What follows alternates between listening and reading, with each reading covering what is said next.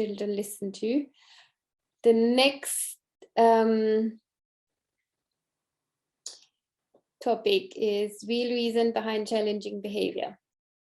So we all come across different types of challenging behaviors, and there's many examples, and everybody has their own examples, but I'm just going to share some general things. But insecurities. So one of the biggest reasons kids challenge us, or they display challenging behavior, or what looks like to us anyway challenging behavior, is like insecurities, and they're not clear what is being asked of them, or what they actually need to do, or how they actually need to act.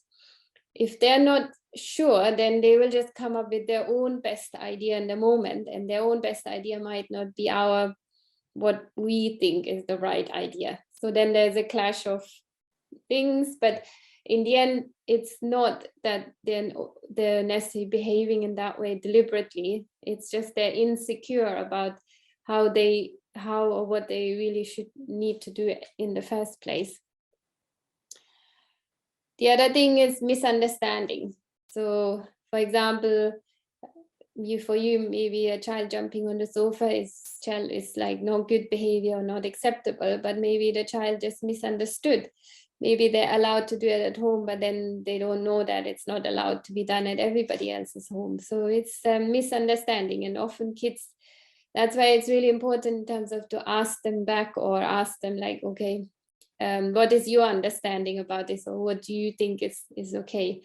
Like a misunderstanding is that you know, they're not allowed to play ball in certain areas of the house, or they're not, like, there's many misunderstandings happens.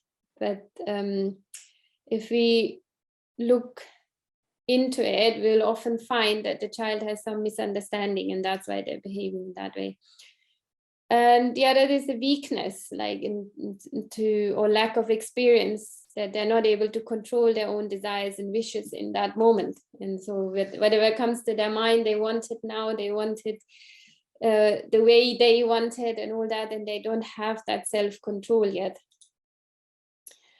So yeah, ask them about their internal thought process and struggles, like, you know, what are your wishes that are not fulfilled and that you struggle against, and maybe they come out in challenging behavior because one of their needs is not being met, or they think they have this wish, or they have this desire, but they don't know how to express it, or where to go, or any of that sort of struggles.